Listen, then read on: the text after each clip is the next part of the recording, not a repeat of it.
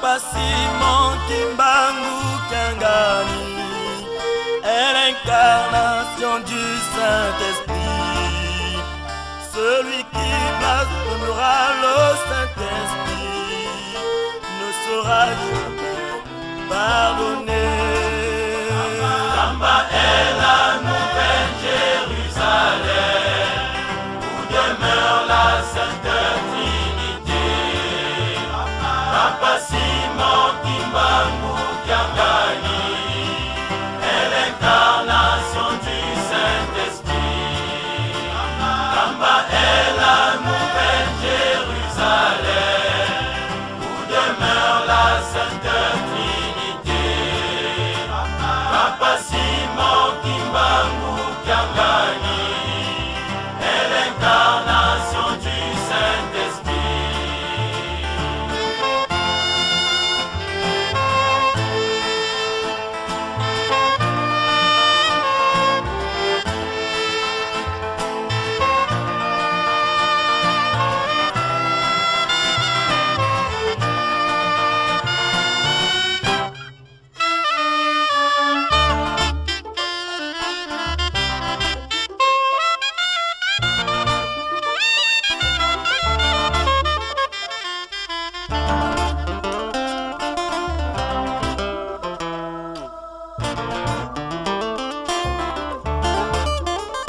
La cité sainte de Nkamba est le siège de la paix mondiale. Tous les rois de la terre yaka sokozana moyen ndenge bakangisa biso Angola, RDC, Brazzaville, oyoki kaka yaka présence ya yo moto Brazza est nécessaire, présence ya moto Angola est nécessaire, RDC nécessaire. Toyokani jamais to kabola kuna mpe tovandaka kolobaka teke ngaza Congolais ya Brazza nga Congolais kokabola te na lingomba frontière ezali te, frontière ezali mabota nyonso tozali kaka motu moko soko kaboli na miso ya Nzambe eza malamu te. Peut-être na liseki osakani na yo mais oyo asi ya motema anga na kaboli oza Angolais, anga na kaboli oza Congolais ya Brazza, Congo, RDC, non. Sous le salibongo au BBC. Pambaté les trois Congo et Rotamps Afrique, Mokile Mobimba. Alors, je te dis, ça.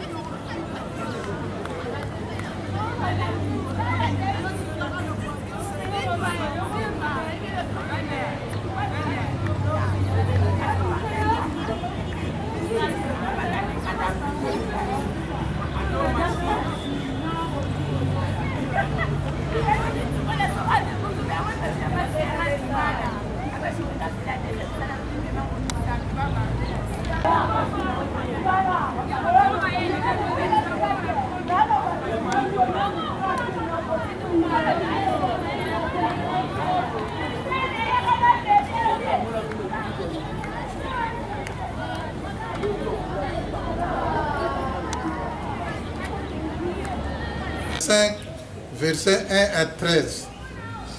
Moko na moko tolanda maoyo mama Selo atei biso. Pona mokolo ya lobi papa Selo kinwani kenzambe mutu akote ya biso mokolo ya lobi. Tosengi mama moko na batata mibale baya poto pesa libondeli ya suka.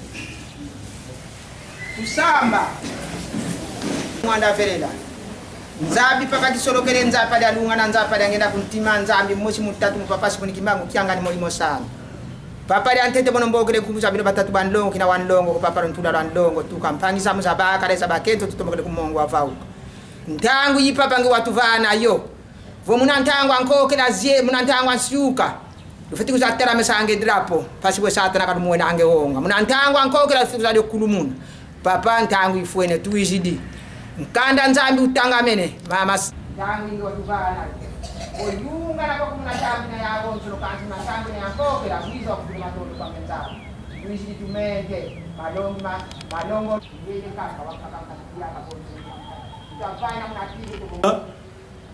futiri matondo kwa bero batatu balongo munakeba tukebele tukansuka lwaka lokula kyaki kaluzolo abeto bantu kanti luzolonga ya nzambieto tata mwana velela nzambieto nzaya mbote ikalanga kanti beto bantu kana bambi mukonge nzambi tuzolele ikana liwa sola kana lia longo utuvene siku zola bisalto sadila bio pasivo muna lumukina kyansuka to bakina kyondana tata kwa beto musi katundi kilendako bikange musi nzambi to wiza kutuvuata ututuenda kwa ndaka tina pasivo kaleni kutu tonta na nzambi to kwange tulombele kinavu tumswale tutwena buna utuvana ngadimbu utuvana dimbu kyako kala bangize tubayele kunankamba nzira bayele muna moko mako butu abisi bafutu kwange siwa kala yao maonzo mitasara kuna ngenza mbetu utakubadia atisa betu sidi munza mbara kwange wanza mbetu tulombele mumu na nkumba bile batatu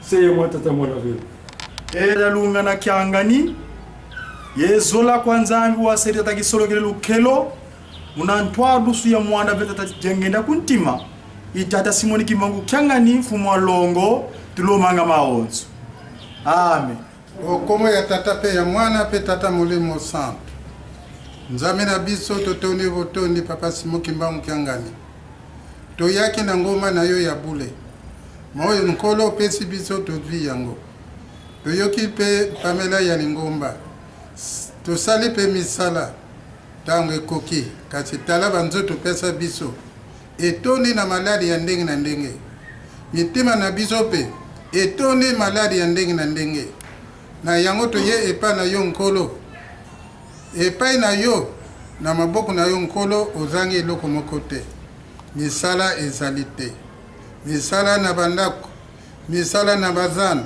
misala bisika nyonso bamama bazokende ezala bilenge ezala batata ezali pasi opesi biso mokumba po totonga Yerusalemi nzambe na biso elike na biso ke nkolo na maboko na yo ozangi eloko te salisa mwana na yo moko moko bana na misala bana na maladi ya ndenge na ndenge na maladi ya milimu na biso nyonso toye epa na yo nkolo na yango tango ekoki nkolo po tozonga mutu na mutu na esika na ye kasi tosenge epai na yo kitisa liboko na yo nzambe na biso ya nguya etoni na mapambolo ya ndenge na ndenge elike na biso ke nzambe na biso okanisa biso ndenge bolingo na yo ezali pesa biso elemo na yo nde yango nkolo ekobikisa biso bana mokolo ya lelo ti mokolo ya suka na kombo ya tata mwana tata molimo santo amen, amen.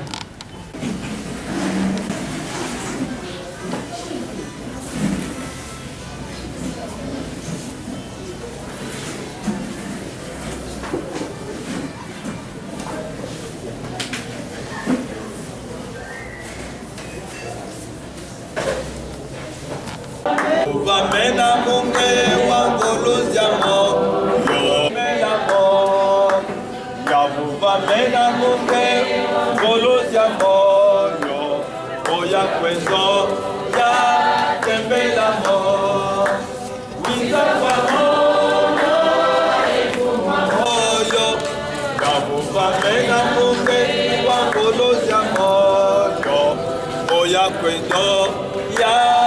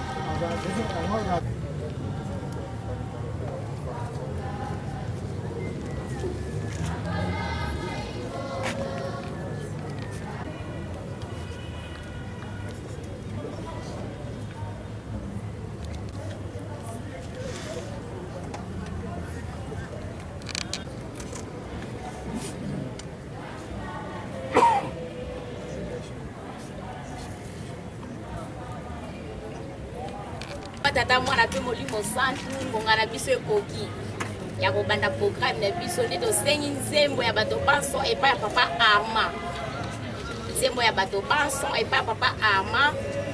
Na nsima ya nzembo mama ya biso ovandi penepene palema oyo afungola biso ekoki Nzambi ukansila muki mwana kyame Ela mese salukia ngunza Nzambi Silwa Nzambi ukansila muki mwana kyame Ela mese salukia ngunza Nzambi Tusalire salukia Nzambi mukeleka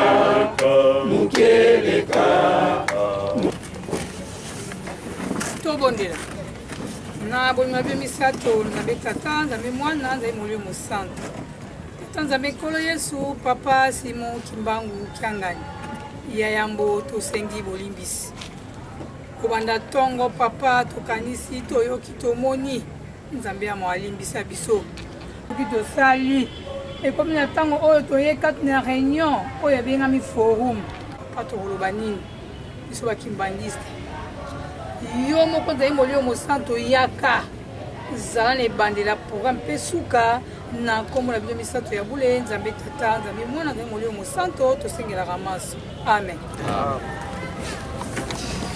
Bagène oye, oye, oye, oye, espoir de l'église. Toleki mpona kopesa ni mbote tosengi na bamama na biso nyonso bisika tofandeli totelema batata bapesa biso mbote mama bofandi bisika bozali batata oye tosengi na batata kolongaka bambuta na biso bokotikala kovanda tosengi na batata nyonso botema bamama bapesa bino mbote batata oye bamama topesa bapapa na biso mbote ya esengo na komba tata mwana mpe molimo santu na komba tata mwana molimo santu merci de tovandi bisika tozali tomoni na kiti ya papa président papa ya biso aza nanu te moye mpe tozela ye ti ya koya ekozala te yango molandi na ye mpe papa secrétaire aza kati na biso nde tokosenga na papa secrétaire bipai ozali te biso bagene biso bagene oye topesa papa na biso mbote na komba tata mwana mpe molimo santu na komba tata mwana molimo santu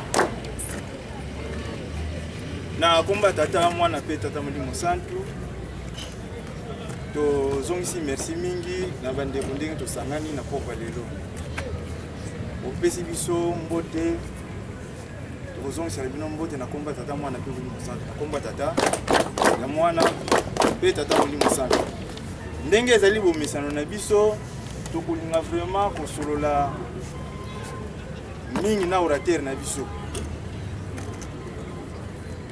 tokopesaka communiqué ntango nyonso ke bagene bisika bozali boyoka communiqué te mokolo ya lendi ekoma automatique mpona biso na kimbanzeka donc soki soirée ebimi kaka tokobongisaka esika oyo mpona koya kolanda mateya forum batambwisi ya jeunesse baza kosala le nécessaire pour que tomeka koremonte forum na biso na kati ya commune ya kimbanzeka nde na ntina wana vraiment bandeko mosusu bazali kosunga biso tozali kozwa bacontact na mwa misika na bandeko baza na mwa bwanya mingi baya basangana na biso mpe bateya biso tokabula na bango elongo makambo eza na biso en principe tokoki koleka directement na mama na likambo te sans que kopesa mwa communication moke etali jeunesse na mikolo ndenge toza boye toza na likambo ezali vraiment sur la table ya bagene oyo tozobungana nango si bien même ke na kimbanzeki toza na bikateli ti koleka motu mais tokoki kobosana ijiki te tokoki kobosana mokumba oyo papa apesi biso te papa apesaki ndako ya mise na bagene batonga e biso moko bagene tokataki ndake papa tokopesa yo yango cadeau na centenaire bi kozoya koya ya papa ya mbalo soki aye akokende lotendele mpona koinaugure mise wana soki tosilisa yango te ekozala mabe mingi mpona biso bagene soro na biso boyebi yango pamba te basi bapesi biso 2 fois chance papa ye posibiliza nzambe na ntina wana oyo nyonso tozali kosala mardi bazosenga tozala ebele na site na ntina kaka misala ya forum journée ya mardi ezalaka na centre d'accueil boyebi yango malamu mais ntango tokendaka na nkamba papa amonaki ke bagene mingi bakendeke lisusu korépondre na mokolo wana te nzoka nde likambo monene papa asalaka mpona bagene mokolo ya mibale aloba ye moko ke soki boyebaka likambo oyo tata na nga asalaka mokolo ya mibale nde jeune moko akimaka lisusu koya mardi te tokendeke kuna boni mardi tozala ebele kuna bikateli eza motuya mpenza tozala ebele komina kimbanzeki tobandaki malamu mais lelo tokomobenda mokila mardi tozala ebele na forum et tozala plutôt ebele na site na biso tosangana kuna komina masina na komina njili na biso na kimbanzeki awa lelo kaka nde bato bazali bagene boye baza lisusu te njila koya munye motuya mpenza tosengi bagene lobi tozala ebele na site ya njili bazalaka lendi passé bayebi toliaki biloko kitoko ya ndenge nini mpe tozosala par tous les moyens de façon que bandeko wana babanda koya forum bato babanda forum na kimbanzeki toyebi bango et puis forum makambo ebele seseli baninga mosusu oyo bazali kobongisa oyo baza mayele lelo tokomi kotanga bango na mikanda balider ya forum bazali kosala tout po ete forum ekomama na mikanda soki lelo tokomi kokoma na mwa média boye c'est pour que totikala na basouvenir ya forum au plus tard peut-être bandeko oyo bapesameli mokumba wana bakoki mpe kotyango na mikanda mpe eza kotambola mpe bagene bazotanga kimangisi nyonso akoki se ressourcer pour que tozala na bagage ndenge mama modératrice alobeli biso yango. Donc sans plus tarder tokobanda forum na biso tokoleka kopesa bambote na bandeko oyo basengeli kozwa yango en attendant ki mokonzi mosusu akoma soki akomeli biso te totali kuna tomoni bambuta na biso tosengi na papa Lema tosengi na papa na Kinshasa tosengi na papa na biso akotikaka biso te mikolo nyonso botelemela komi biso bana topesa bino bote topesa bango mbote na komba tata mwana mpe molimo santu na komba tata ya mwana mpe tata molimo santu tosengi epai oye bambuta tokotelemisa spécialement papa Kif ye nde aza leader ya forum oyo tokuti kolobela awa akotikaka biso te akoyaka ntango nyonso forum soki moto aza liboso apesi biso mateyi elingi te ke elobi te ke ye nde aleki na nyonso tose kompletaka na lingomba na biso oyo mais soki tozali kotelemisa papa Kif c'est puisque ye nde azali kopesa biso formation permanente na kati ya forum mingi tokotangaka bakaye de forum bagene tozalaka na culture ya kotanga te mokanda wana ezokute cher te mais eza kotulela na maboko na ye nzoka nde ebongi tosomba yango ebele de façon que azala na possibilité ya koimprime susu ya mingi ekende mpe na bisika ebele papa Kif spécialement totelemisi yo papa telema komsa okopesa ye mbote na komba tata mwana mpe molimo santu na komba tata ya mwana mpe tata molimo santu tozali na invité na biso na forum lelo esengelaki bato bazala oyo bazali kuteki baza banon kimbangiste mais toyebi te kokoso nini bazwi pamba te orateur na biso mokolo lelo abongisaki ete aya na ye mikumba na bato na ye mais toyebi te kati na biso tomoni ndeko moko kaka komeli biso papa tosengi otelema komisa biso bandeko tokiso et puis tokosenga na papa dia Congo ye vraiment on dirait le samba na biso ezali ne poto yango akende lisusu te mais papa telema komisa topesa lokola molimo nde akotambwisaka tokotalela kaka mais aussi longtemps eza na biso awa en tout cas kimbaniseke biso tobloke nanu mwa moke eloba papa clé boa comme ça tozalaka ne mwa ntango na ntango tokopesa bango mbote na komba tata mwana mpe molimo santu na komba tata ya mwana mpe tata molimo santu tosengi na bambuta botelema comme ça topesa banzuzi papa bureau communal botelema topesa bambuta na biso mbote na komba tata mwana mpe molimo santu na komba tata ya mwana mpe tata molimo santu Bageno ye! Oye! Bageno ye! Oye! Bageno ye! Oye! Oye! Oye! Espoir de l'église! Espoir de l'église! Ijige esalamaka kuete papa amona yeke malamu disanga wezala bambuta tango bazokende bino bagene bozo remplacer na tango bozo remplacer soko za na bagage te côté ya nini yango wana omoni ke disanga bagene tozo sangisa bagene tozo belela bien que tolingi na biso yango te mais toyaka oyo nzambe achelembu yaka muke oyoki obombi yango ekosalisa yo mpona koleka na mama likambo na biso toza na papa orateur na biso ya lelo bayeba kozalaka très curieux bayeba kozalaka bamipesa na média nakanisi papa na biso aza liboso eza mbala liboso bamoni ye te aza journaliste aza chercheur na kati ya ratelki komona ye ezali papa John Mambu asaleli biso deja makambo minene ya kitoko mais ba documentaire toza kolanda wana na ratelki ezande papa muda asaleli biso yango donc na canal ya papa Eder atelemi biso liboso nde tosalaki contact na ye po ete bakomelaka biso de temps à autre tosuki wana te tobanda vraiment koluka bangola minene wana tomemelaka bino awa kaka bino moko nde bozala makasi na présence po ete bongaka malamu te kimbantiseki toza commune munene mais soki tobengisi ke jeunesse boya pour na forum jeunesse yango ezaka kaka te ko bébé papa aloba mutu nyonso aza jeune na kati ya lingomba na biso nde lelo tozali na papa orateur na biso tokopesa ye maloba mpona towela mingi ya kitoko tokoyoka epai na ye tozwa tobomba mpe tosalela yango na ntina wana tosengi papa John Mambu telema papa komsa bageno ye bageno ye Oyez. Bajene oye. Oyez, oyez, oyez, espoir de l'église. Topesa papa na biso mbote ya esengo ya lokumu mpe ya bwanya na kombo misato ya bule na kombo ya tata ya mwana mpe tata moni mosantu sans plus tarder papa mpona kowelela ngoma topesi yo maloba. Tomonda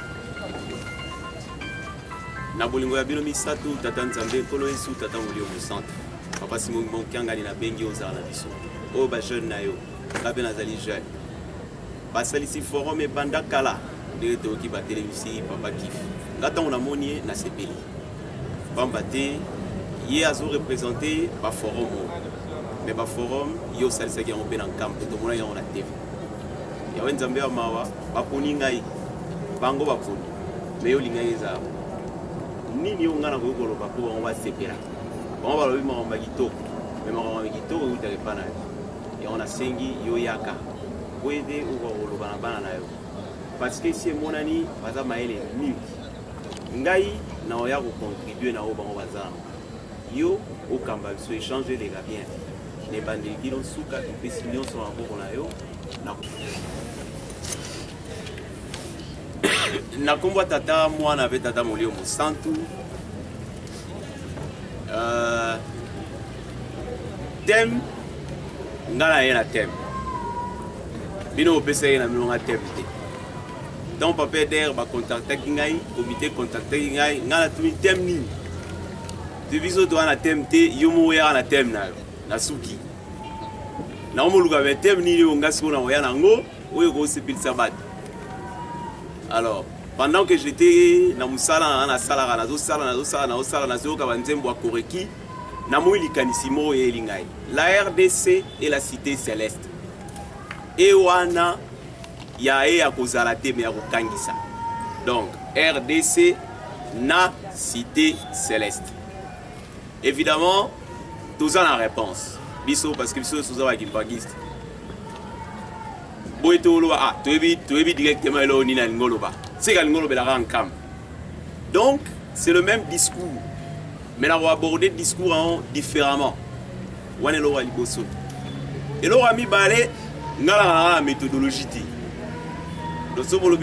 méthodologie j'ai fait cette expérience, j'ai remarqué que si on a préparé les cambos point par point j'échoue. Mais na mitikaka tata nzambe ya sala ndenge ya sali et donc j'achemine seulement par ce qui me vient à la tête. Mais préparation, oui, préparation la salari parce que na koko ya boité sans préparer. Parce que si on a préparé na respecté pilote. Yango wana donc au cas moi peut-être mais comment il achemine comme ça? Mais justement parce que j'achemine comme ça Nazarate na tcheba titre tout ça ainsi de suite, c'est un forum bien sûr pour excuser à côté voilà. C'est une conférence, donc ESA, a contribué parce que c'est un jeu de questions-réponses aussi. Batatana ma maman, tout ce qui vit a une partie sanctuaire. Et l'oconion surtout est vivaka. Ezalagana kilongo na yango. Donc une partie qu'on appelle sanctuaire, yozo vivre parce que na katina yo. Ozala molimo na yo. Eza molimo na yo ndezo pesa, eza ko animer corps na yo. Et donc ozo kanisa, oza ko agir pour na molimo na yo, cette partie qu'on appelle la partie sanctuaire. Principe oyo eza principe des universalistes.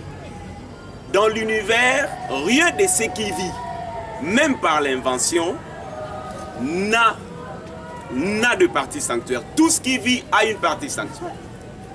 Vie on a zali kolobela awa, ezali vie ya pema te. Ezali vie na ya pema na ya animation. Soko zui mutuka na yo soke vandi na point mort, ezala vie. Pour qu'il y ait la vie, c'est-à-dire pour qu'il y ait l'animation, mutuke tambola, il y a une intelligence derrière la voiture qui commande la voiture. Et c'est cette intelligence-là, molimo wana, makanisi wana, mayele wana, nde yango ezali kilongo mobimba pona mutuka wana. Si la personne qui conduit la voiture balongoli mutuka evandi egotambola yango moko. Quand vous prenez l'avion, c'est la même chose. Quand vous prenez un bâtiment, c'est la même chose. On dit, cette maison est sinistre. C'est une maison hantée. La maison n'a pas de vie pour la nuit. Parce que parce que la partie sanctuaire qui anime l'édifice ou bien l'immeuble n'est pas là. Quand vous prenez un bâtiment administratif, une organisation administrative, l'administration comme moteur qui organise, au sein, à l'intérieur de l'administration, Nakati, il y a l'administrateur directeur général qui définit la politique et qui est la partie sanctuaire de la machine administrative. C'est-à-dire qu'il y a à côté de bureau à Vani. Abandi kokanisa la politique de son entreprise. Donc, sans l'administration ne part pas. Sans les agents administratifs ne fonctionnent pas. Parce que Bangonio ne peut pas fonctionner, il faut pas fonctionner sur base. Il y a politique définie par la partie sanctuaire qui est en fait un être. En fait, la pensée, c'est en fait un être qui agit, qui pense l'administration, qui pense la vie de l'entreprise. En d'autres termes, un esprit qui pense, par exemple, la politique générale, l'organisation et le futur de l'Église. Ça existe. Ça, c'est le principe des universalistes. L'univers en soi qui nous donne ce principe. Donc, univers avec tout le système planétaire. Ou bien Voie lactée et Abisso, notre galaxie, avec le système solaire Nabisso, ne vit que par une partie sanctuaire aussi, qui anime un esprit dans la loi de l'attraction, qui obéit, en fait, qui fait obéir nos vœux et nos volontés. Un sanctuaire existe toujours. Principe pour les alliés engagés. Les alliés principe, il y a universaliste. Dans l'univers fonctionne comme ça. Donc, ils sont dans un appareil, ils sont dans ta maison, ils sont tous les chefs Yandaku. Oui. Ah oui, c'est ça. Non, ça, la moins fort, volume, ça en parle. C'est-à-dire qu'on a. Lingala père a un mois passé, mais on a relobanga. C'est côté français et c'est l'autre. Donc, molimo et zakati, na yo. Onyo surtout ezala pema na bomoy. Ezalaga na molimo ou bien partie oyo ya kobomba ya la partie sanctuaire comme je dis qui anime et qui réfléchit, qui pense l'animation et qui pense la vie. C'est cela. Donc, aux tata, aux maman, aux responsables, aux quelque part, c'est ce qui se passe donc papa zo kanisa. Yepoyende azali kilongo yandaku azali ko kanisa ndenge ndaku yango ekozalela ndenge ko gérer mwasi na bana futur ya bana et tout. Na ba chorale na bani c'est la même chose. L'UJiki qui est ici c'est la même chose. Bokondi ya UJiki na sanctuaire na kilongo na son espace na yepe akokanisa UJiki et côté Molandengeni. Même à tous les nzete, c'est la même chose. Et principe wana ezali principe Nzambe a fondé yango depuis ebandeli. Wana likambo liboso. Likambo ya mibale pona baninga oyo toyebi tosala relation internationale. Na relation internationale, ba nation ne cohabite qu'à travers les acteurs des relations internationales. Et ils réfléchissent dans un espace international, Babengi Nations Unies, pour redéfinir ndenge nini à travers la résolution Moussousou Mokili Gotambo. Mais seulement na ba mboka onyon surtout des cités, des nations, ba État.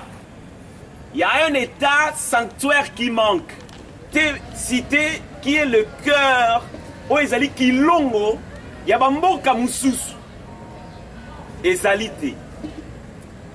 Alors rapidement, gana lobi ezalité. Tobiso to lobi ezalité par rapport à obiso toye. Mais cependant, ezali. Parce que en fait, Mokil Mobimba est ça un état qu'on appelle l'état religieux au mission le Stutoué.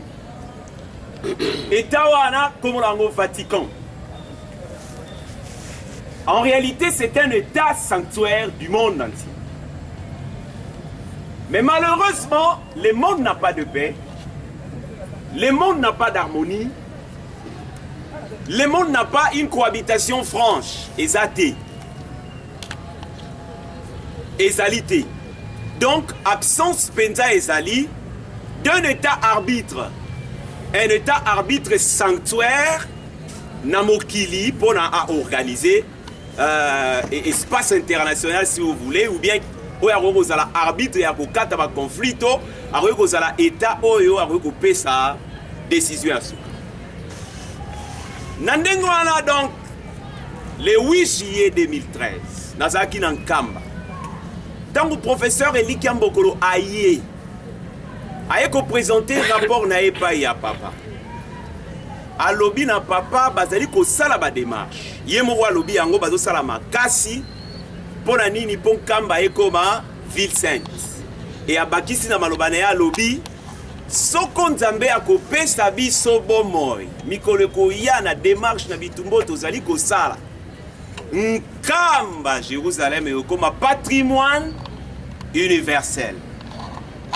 Na ba union spéciale na ngona sima comme conséquence, implication et tout. Et donc, na kanté to réfléchir ensemble. Pour la ligne, pour nga l'équipe maël était parce que vous remarquez que tant que nous a la peine à la lacune parce que exposé au nazali ko sala et ko embrasser moi ba domaine. Mais nga nazali na maîtrise dans ba domaine wana. Et donc bino bat bozawana vous appelez la maîtrise. Donc, Ezali, échange, c'est comme ça que nous avons vu les bandeli. Discours carrément, mais tu réfléchir ensemble différemment. Dans le discours, yango. Na bandeli, ligamni et les kaki. Tatan Zamba lobi, faisons l'homme à notre image et à notre ressemblance. Zamem talobi. Faisons l'homme, to salamoto, na lo lenge na biso. Pe na elilingi na biso. Maintenant muto basali na lolenge na biso pe na elilingi na biso. Azala mutu. Azala maboko na makulu. Azala misumi balé, azala nyonso tout tata Nzambe azali na yango. Ça c'est sur le plan morphologique. Nzambe azala ndengwa. Mais à notre image et à notre ressemblance c'est suika wanate. Parce qu'en réalité tata Nzambe azali roi qui vit dans une cité. Donc à notre image, pena elilingi na biso, elikolobake na mokili ekozala mutu. Oyo akozala roi lolenge ngai. Oyo akozala na cité oyo ye lolenge ngai. Mais suki kaka wana tie sur le plan politique. Elikolobake mutu wana akozala mutu. Po ngai na likolo bagomona ngai loko amol kaka ndenge basantu bazali ndenge pe ndenge ka yepe azali mais bango basantu bayebi ke oya fandi awa azana elilingi na biso mais azalaka pe akozala libela donc à notre image et kozala la mutu na sena image na biso akovanda na cité lokola biso baye bazali lokola ye bakobanda kotala ye balobi oyo azala misu na motu na makolo lokola biso azalaka pe akozala image ya tata Nzambe na ressemblant.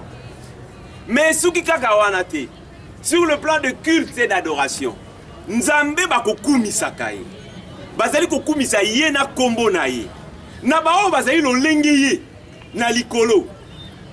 Cette image là à notre image et à notre ressemblance et kozala la mutu na se oya kozala vraiment notre image yepe bako sambela ye bako rendre ye culte bako yemba ye kaka lokola biso sur le plan de seigneurie, c'est-à-dire seigneur bagumbameli ye na makolo na elilingi na biso pe na lolenge na biso e kozala la mutu oya ko incarner lilingi pe lolenge na biso oyo ba ye lokola ye bako yemba ye kaka te bakokumisa ye kaka te bakosambela ye kaka te kasi bakofukamela ye.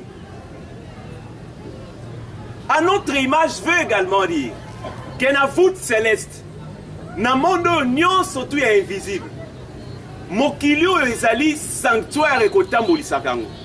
À cette image politique na sepe oyo azanga ebande azali lokola bato akozala mokonzi ya cité cité oyo yango ekozala kotambolisa basite mpe banation nyonso tu.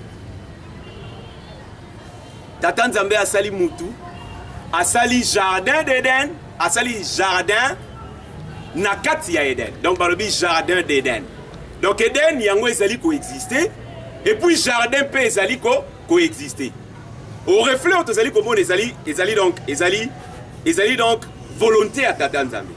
Eden et puis un jardin. Mais muto basali bachende na kati ya jardin. Et ya ezali mokonzi ya jardin. Nzambe alobi na ye domine nyonso tu. Parce que ngai pe na dominaka. Na image ya ngai oko dominer na semblable na yo pe na nyonso tu ezali na mokili oyo. Mais là, le fondement de la base de la cité, Tata Nzambe yé moko déjà si a jeta ki base de la cité. Alobi na Adam, garde et cultive l'Éden. Garder comme protéger, garder comme défendre contre une menace ou bien une influence extérieure. Donc, notion à la frontière et bandiko botama na sécurisation à la frontière. Alobi na ebongo donc protège, défendre contre une menace. Va naître alors les notions des armées qui défendent des frontières et le principe de sécurité pour l'harmonie et la concorde intérieure. Et botami base nangwe banda partir à Eden. Mais alobi karabongo te Tata Nzambe. Alobi garde et cultive. Cultive comme entretenir. Entretient l'Éden. Comme développe l'Éden. Comme maintient l'Éden. Alors on va naître à travers le développement des notions de l'économie, des notions des industries. Et donc Adam, à l'image finalement spirituelle, il y a Tata Nzambe. Nzambe à notre image et à notre ressemblance. Adam P. Azalaki, il était destiné à être omniprésent, omnisavant et omnipotent. Donc, Likambwango et Salami et Salam Nzambe a tchaki en bongo. Mais non, ma cité est na katamoki, il est belé. Mais ma foi, na ba recherche tozali ko sala, tozo mona ke on dirait cité mo konde zali ko incarné. À partir du sanctuaire na yango na motambolisi na yango image oyo Tata Nzambe alobaki na de yango na lobaki que discours est différemment. Donc pour na biso eza kokamwa te, mais on remarque que c'est la même chose. Tata Nzambe dans na ndenge na ye azali essentiellement religieux. Nzambe, le grand esprit qui a engendré la Trinité, est essentiellement religieux. Donc, Azali religieux na lingala, il est religieux. Donc, Azali nganga. Et à Senkanakana, 3 personnes, attention, 3 personnes, oh yo, ba personne wana bazali ba pouvoir, na ba institution mobima. Ba pouvoir, na ba institution mobima. Et Tata Simon Kimbangu Nambanza Sanda, le 10 septembre 1921, Azali Koloba Likambu ya mokonzi ya koya liboso. Akomemela biso ba pouvoir mi sat. Pouvoir religieux, pouvoir politique, na pouvoir scientifique. Ezaki na Nambanza Sanda. Alors, na posé introduction, ya ba cité lo lengewana. Mais cité Ezali, la définition, la cité, au fait, Ezali espace géopolitique, donc espace ndenge omoni yango boye, limité na ba frontière na yango, o Ezali organisé politiquement à l'interne, et puis administrativement à l'interne, pour le bien-être de ses habitants, de ses citoyens. Donc, ce balobi va organiser politiquement. Donc, ils allaient pouvoir.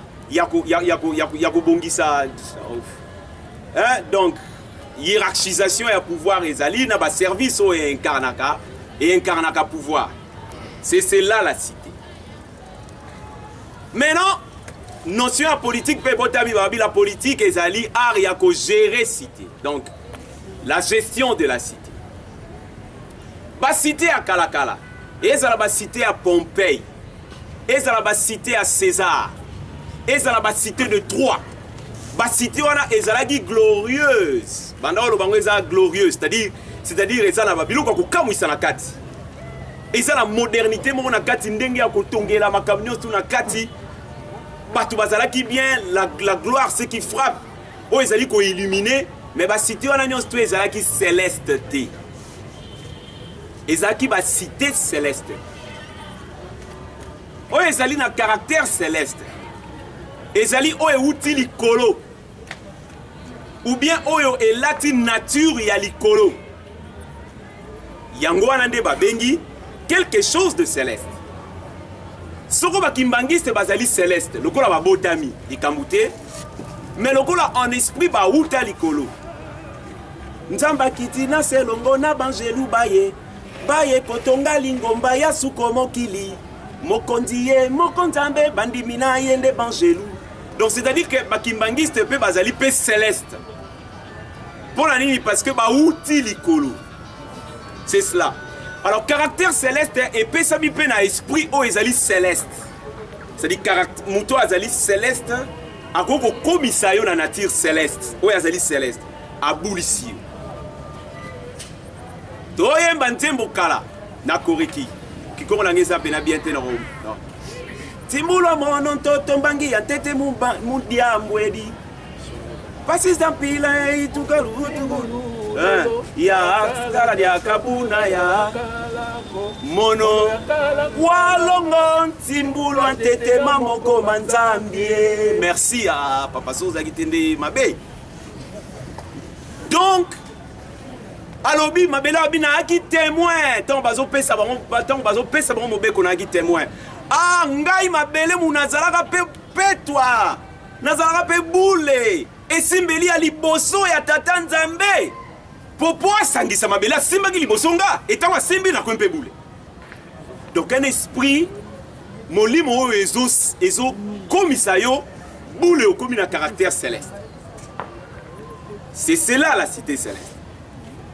Maintenant, na ba définition mi baleo na ba base on a posé oyo.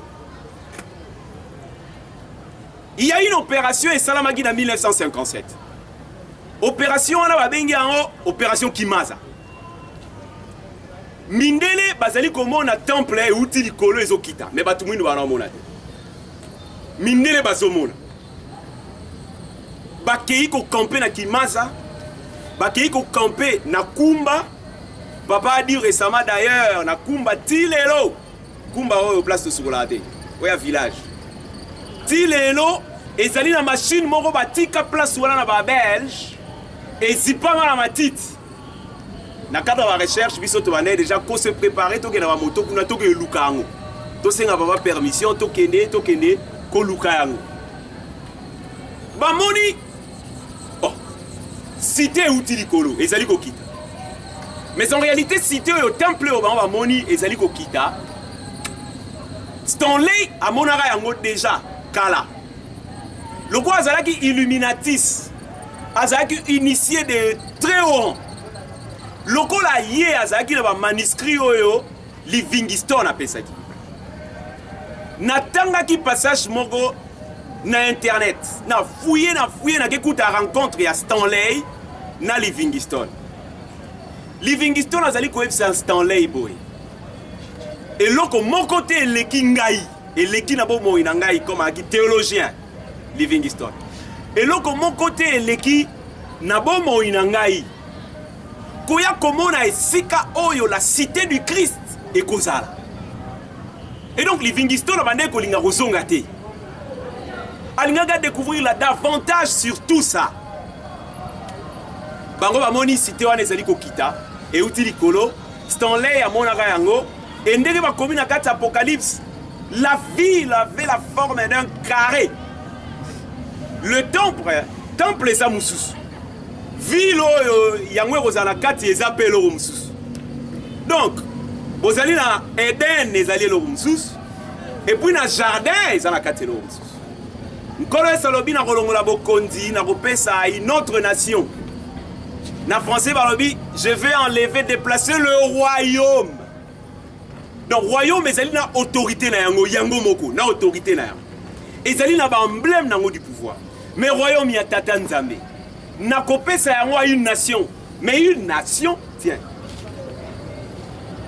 Oh, Kolo salobi une nation. Dans la version c'est pas bien un peuple. Mais Kolo salobi une nation. Donc avant que likambo yo emona na royaume ya Tata Nzambe, il y aura une nation qui va recevoir royaume wana ya Tata Nzambe. Et donc il fallait attendre jusqu'à ce que les temps des nations arrivent. Parce que les temps des nations, bandaki, en 1917, tangu baye ko ça la société des nations, où ils occupent échec. Et en 1917, tangu baye ça la société des nations, entre 17 et 19, déjà dans Fatima, on a annoncé l'arrivée du Christ noir, au Yakobotama, na nord Yangola. Discours wana pe tuyebi yango très bien. Maintenant, et ça sous sécrété. Monsieur Angelo a koufi. Bazui kornaye bakeko tchala na centre d'accueil. Na siribino no suboyebi maman Nzuzi, révérend Nzuzi o ya Lutende. A sali témoignage par rapport à makambo ya yebaki papa yebisaka epona Muta Angelo. Nga tongo na moni bongo na ebite soro bamsu bazaki yaki témoignage mo ya mwa mulai tongo na moni bongo na landie na ndako na bi mama mais témoignage oyo saliwa neza solo abi oui eza solo d'ailleurs na royebisa yo ndenge papa diangenda papa fumalonga ebisanga ndenge monsieur Angelo abotama mama na ye abanda go botate na Portugal. Alors na posa ya kobota moyen zala quitté akei kuna na Fatima ko sala beko salaka beko ebele pona nini de manière à ce que Tata Nzambe akora kopesa et moi et papa diangenda wabina mbuta Nzuzi yepe mama wana amonaki la Vierge noire Marie noire oyo abimelaki aye kopesa ye mwana abina ye mwana oyo omoni pasi mingi aza ange na uti na ye likolo na pesi yoyi mama wana azwi na vision eleki mikolo te azwi zemi ntango mwana botami papa diangenda oloba ntango mwana botami abina kopesa ekomboni lokwa ya lobaki aza ange na pesi ekombo ya Angelo. Eza témoignage bapesa yenga na Mbuta Nzuzi ye papa diangela mutu a ebsaki abombaki likambo wana. Donc na 1917 na tangu wana ba annoncer koya ya Christ mais Livingstone a ebaki déjà bien avant azolo bana Stanley likambo ya la cité du Christ et etc. Bamoni likambo wana ezoya mais Stanley il savait parce que balobi la ville avait la forme d'un carré.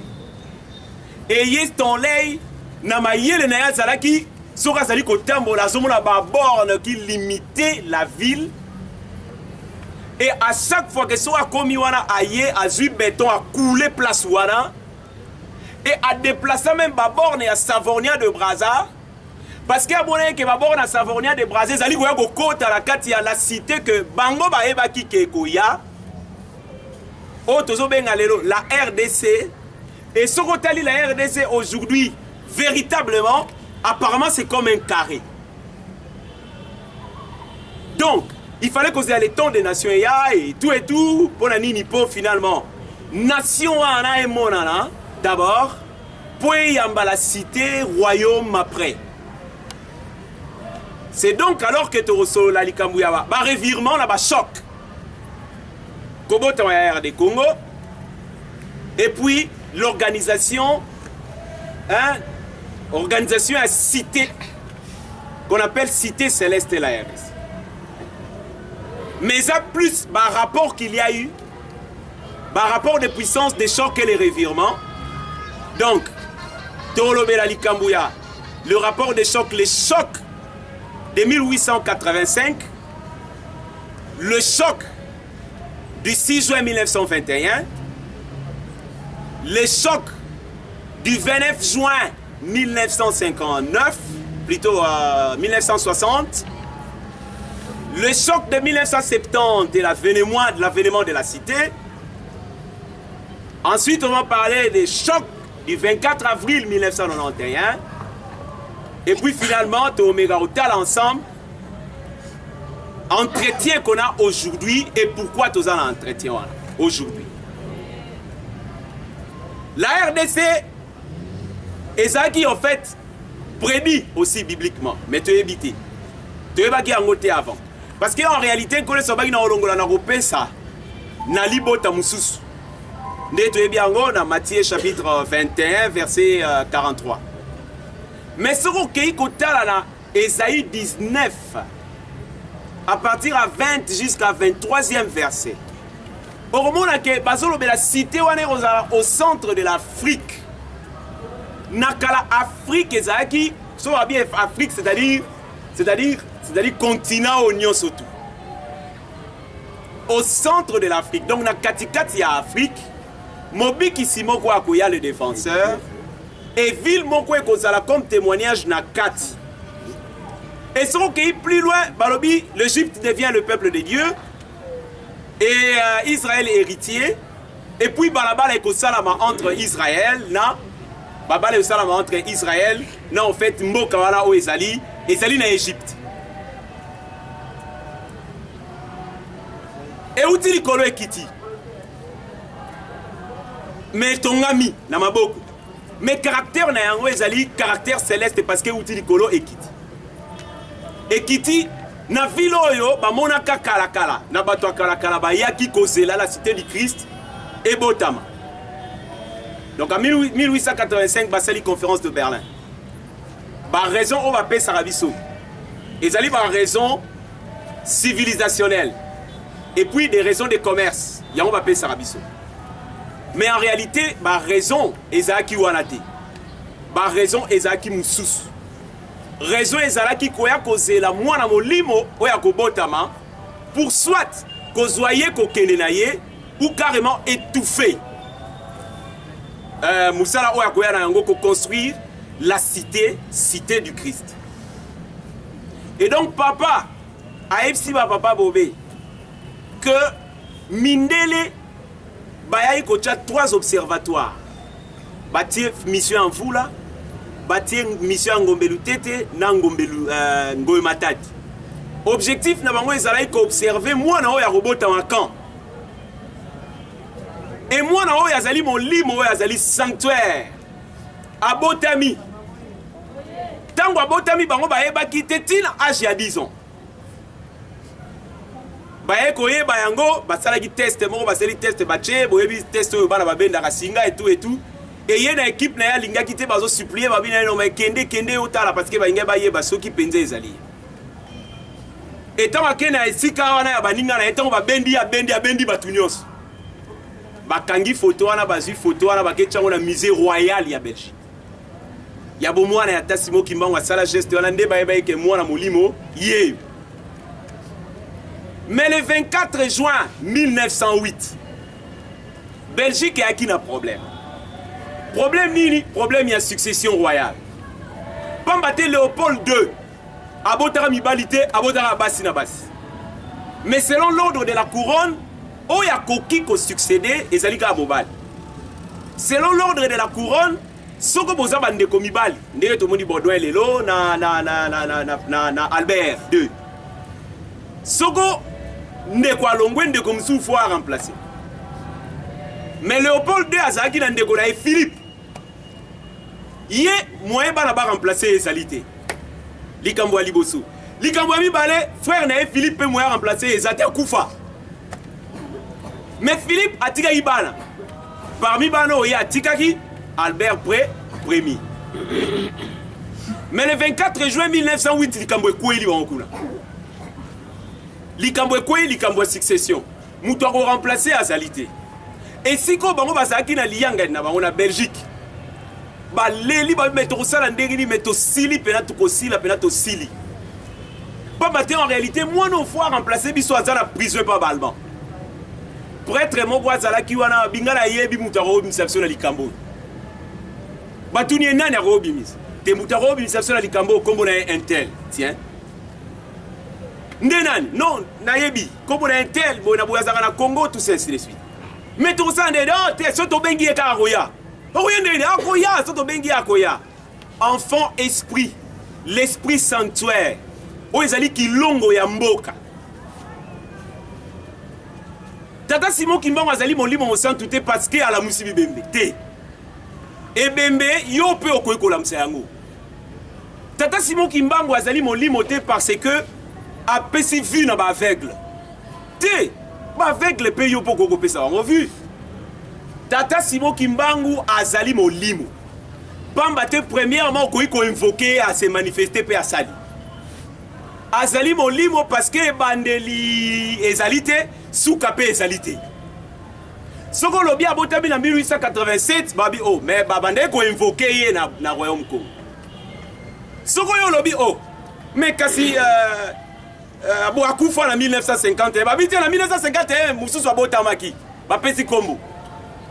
Soko lobi oh mais batokanga qui est le 12 septembre.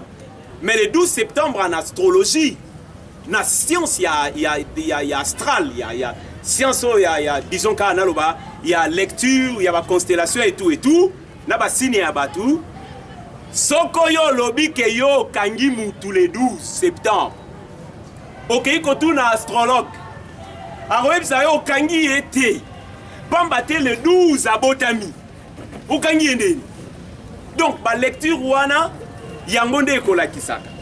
Et Tata Simon Kimbangu azali bolimo penzambe parce que il se donne la vie ami pesa kambomoy.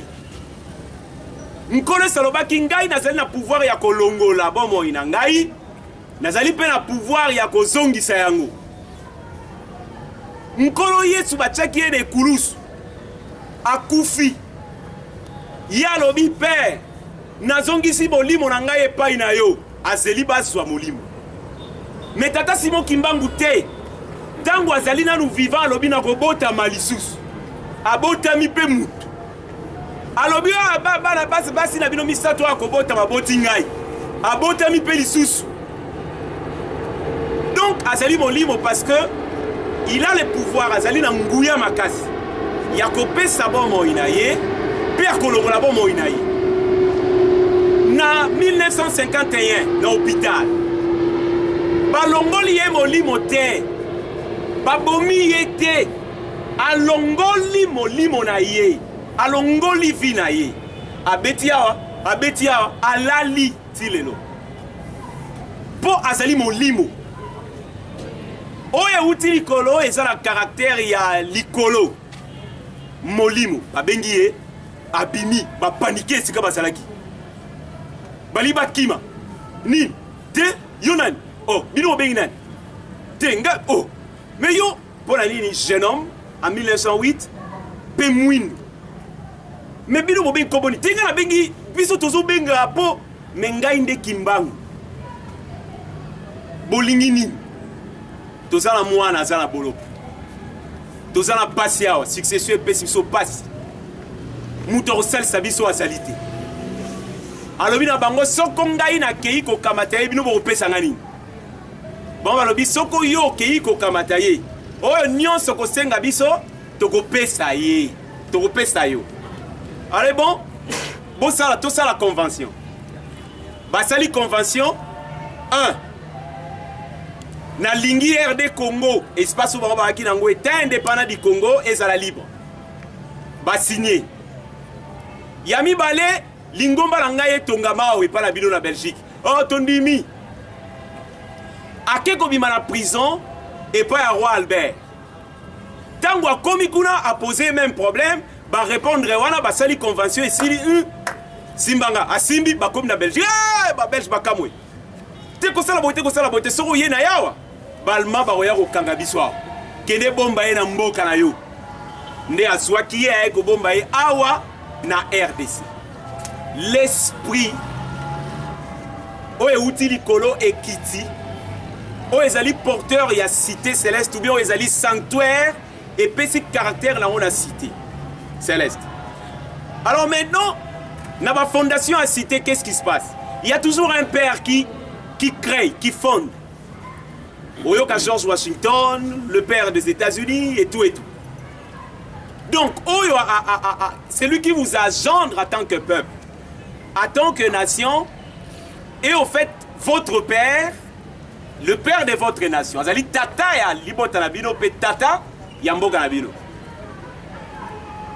Mais Moukala Nzambe lobi Jean 4, 24. Et lobi nin. Et lobi na biso que Dieu est esprit. Bao nyon surtout il faut adorer en esprit. Et donc cité e outi likolo. O ezali ko yanase. O ezali ko tonga yango fo ezala essentiellement esprit. En réalité. Donc o outi likolo ezali molimo. Menzoto e koka ko tonga yango te. Il faut o outi likolo a tonga yango l'esprit. Et donc kamba esprit nde mutu atongi yango. Esprit nde mutu azali fondement na yango. Et donc la bossanité landais kolobela likambu ya RDC, la ville à la forme carrée, un esprit à l'intérieur de la RDC. Bango kalakala bamona babi la zone elle est mystérieuse parce que il y a un esprit mystérieux ezala kuna et problème aux États-Unis azalaki na yango ko banga ko kota mingi te parce que ayeba ki États-Unis très bien par rapport il y a ba donné au parce que la conférence de Berlin bazaki na ba donné mingi ba donné au Stanley ayaki na yango na ba pacte ya makila o ya salaki bazaki pe na ba donné au ba portugais bayaka nango bazaki nango o bazwaki na royaume ko bazaki na ba détail nyostua bayebaki très bien que likambo États-Unis ayebaki parce que Charles Taze Russell na kalakale pa la bango babengi aujourd'hui babengi fondateur ya témoin de Jéhovah yepe ayebaki alobaki likambu kaka ya bokondi ya Nzambe te alobaki likambu ya le retour du Christ esprit yango ye alobelaki et donc États-Unis azaki ngelengele parce que ayebaki ke bakambo nkolo solobaki na kocha libanga oyo nyota ko kwela libanga wana apanzani soko libanga wana kwela liyo ko panzani donc États-Unis azotala na musika parce que ayeba ke likambo ekozala et but ya première guerre mondiale essentiellement ezaki parce que l'espace de la première communauté internationale bayaki ko kwelela espace où ezalaki destiné à recevoir la cité du Christ et première guerre mondiale est éclaté. Et deuxième guerre mondiale est éclatée parce qu'il y a une Mbanza Sanda. À Tombo Kagi lobby, je décrète qu'une guerre éclate en Europe. Et bon, on va voir que la guerre est éclatée et ça a sauté. Et ça a punition. Papa Diangen na Zolo Baboui. Hitler a Kimbo et Tata Langai. D'ailleurs, Hitler moussous père au Biman Afrique. Papa Zoloba. Hitler a Kimbo et Tata Langai. D'ailleurs, Hitler moussous père au Biman Afrique, papa Diangen. Et le roi Mindele ba yebagi likambouana, alors Mindele ba salini. Mindele dans 1938, batindagi lisous en fait ba prêtre baya, kosenga na papa Diangen da été bakanga Hitler a envahir Belgique té. C'est comme ça en fait l'esprit qui vient molimo ezali sanctuaire kaka ya mboka la bisote. Mais ali sanctuaire ya bokondi mobimba eye ezali na kati ya mboka oyo eyambi yango o babengi RDC. Mais seulement RDC tant que botami ezaki liboso était indépendant du Congo et au comme Congo belge par la suite na 1908 pour la nini parce que roi Léopold II a cédaki na Congo belge la Belgique je suis à Congo et puis Belgique a foutu ba nyongo nyonso tout oye Léopold II azalaki na yango parce que azwaki bambongo mingi na ba banko toyoka la Banque de Londres, la Banque Lambert, azwaki ba mbongo na Club 33, azwaki ba mbongo ebele. Et donc na yemoko moyen foot yango et a quitté parce que comme réputation na sur le plan international et bebaki a cédé en Belgique, mais Belgique a ebaki li kambu parce que succession et salamaki en 1909 il y a Albert Ier ebaki que succession na ezalaki mystique. Et comme il y a zaki mystique, ba yaro surnommé ba pesi kombo ya roi cavalier. Yé Albert Ier plutôt dans le Léopold. Albert Ier tant a succédé dans Léopold. C'était comme ça en fait. Et donc tout yemba nzembo bona yoka mingi na sepela nango pe.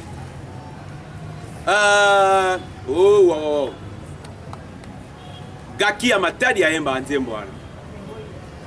Yesu musi Nazareti. Bwebi nzembo wana ndete so bwebi yango. Bwerango.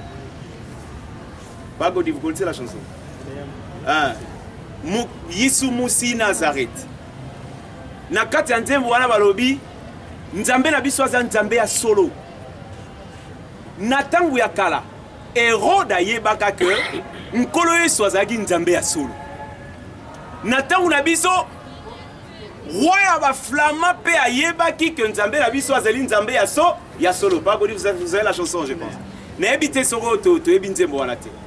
Na na na na na na na engwenkenda na na na na banzembo et pesa sur ma révélation est belé il y a recherche auto sala tout be change auto sala. Donc puisque c'est une église de révélation on azali ko sabino ezali ba source nango ce n'est pas complexe mais ba source musu ce sont des sources révélées ba source musu ezali par interview parce que notamment papa Bobé a raconté nga makambo Stanley à sala on azali sabino que papa Diangenda a epsaki que Stanley a sala iba pacte de sang et ba pacte de sang sur sali pacte de sang ezali irrévocable lokola abel a sopaka makila pacte yo Lucifer a salaka ezara irrévocable ça il fallait makila et sopa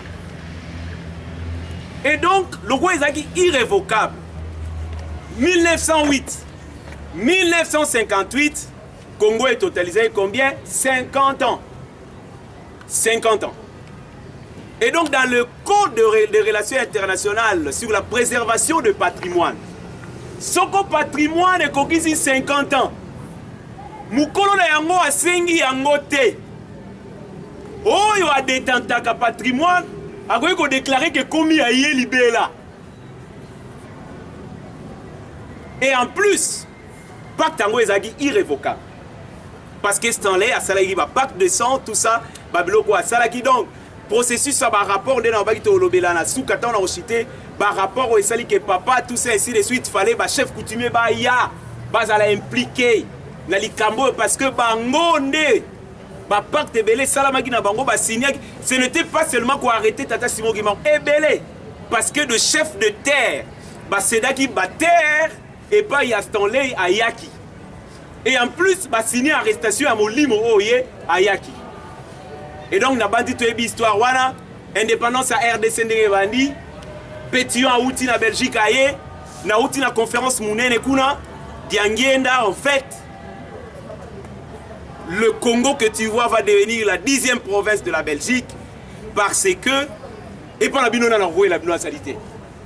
Alors, ngai toyokani na Belgique était Congo et Kokoma libela. Il y a Belgique.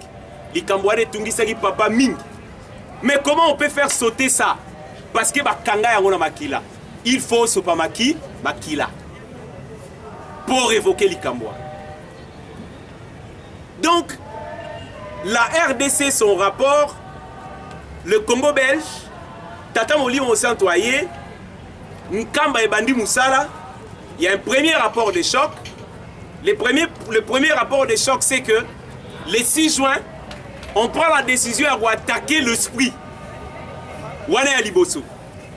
Conséquence à se réfugier dans Mbanza-Sanda. Dans Mbanza-Sanda, a sali prophétie. Prophétie, il y a Congo. Et Rosa libre. Dans Mbanza-Sanda, a Tomboki. A Lobiboy. Lokola baboy kondime na motinda mi ankolo bitumbe okwe là-bas. Bitumbo ekwe la bango 39-45. La colonisation, Mindele basala gibiso, ba mona na Hitler yaki koleka. Pour la nuit, parce que quand le Saint-Esprit viendra, il convaincra le monde de ce qui est du péché et de ce qui est de la justice. C'était donc injuste. Pour la nuit, pour la Mindele bakangabiso na boum. Et donc, justice c'est sa balance.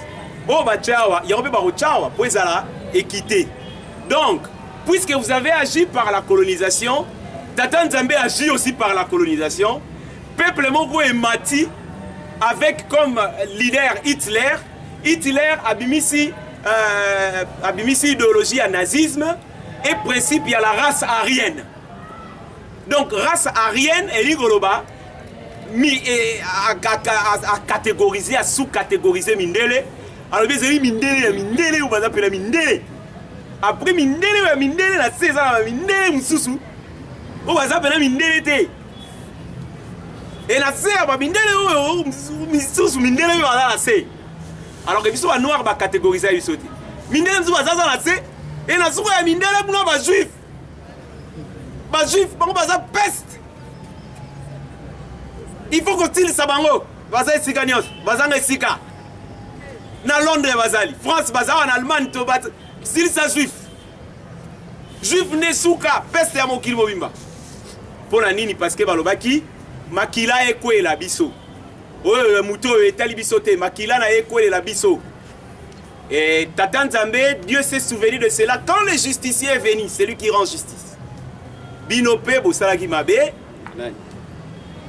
Et guerre mondiale et pays, Roosevelt, Kotnakat, Boebi, pays des droits de veto qu'on appelle les parrains ou bien le père fondateur. Donc la France, les États-Unis, l'Angleterre, la Russie, je pense que c'était la Chine. La Chine, hein? C'était la Chine. Yokani Babi, plus jamais cela. Voter la Déclaration universelle des droits de l'homme. Droits de l'homme sans distinction des religions, sans distinction des races, sans distinction de race, le droit de l'homme. L'homme noir, il a aussi des droits. Donc en réalité, le vent de la décolonisation de toute l'Afrique va commencer. Mais décolonisation, on attend au Banda, il fallait décoloniser parce que le puissant, on dit, Bissono se faut topper ces exemples. Biso va puissant, que ce soit la France, les États-Unis, la Russie et les États-Unis, qui n'ont pas de problème. C'est pas qu'ils n'ont pas de colonité. Mais Bilo va moussousou, notamment tout ça, il faut qu'on ait décoloniser la France notamment. Il faut décoloniser. Et donc, des Bayaki qui ont décolonisé, des Gaules, vous connaissez l'histoire, ainsi de suite. Et indépendance, et Banaï Bongo, mais chez nous, ça traînait parce que la Belgique avait un autre plan parce qu'il y avait un avocat, le professeur Van Bilsen, a élaboré un programme de décolonisation au Congo dans 30 ans. Mais alors que derrière le programme, il y a un complot sous Basalaki, faire de la RDC à jamais patrimoine de la Belgique. Bien entendu, la convention les bandits coexister. Donc ce sont là les rapports qu'il y a eu au fait au début. Il y a dit que la RDC n'est pas la thème d'Angé Bongoté, mais thème d'Angé Zali RDC na cité céleste. Comment est-ce que la cité est céleste? Comment est-ce que l'esprit de cette cité nous sauve? Et les rapports qu'il y a eu entre la cité et le Congo, et les rapports qu'il y a jusqu'à aujourd'hui. C'est très important. Il y a un choc, un revirement, un date on a fait. Donc le 6 juin, c'est ce qui se passe en 1920. Et quelques soldats dans la décolonisation de toute l'Afrique, en 1974, pays est commis indépendant. Ici, donc plus la RDC et tout. Vous comprenez? Donc c'est cela. Maintenant, il y a un autre choc. Un revirement. Quel est le choc?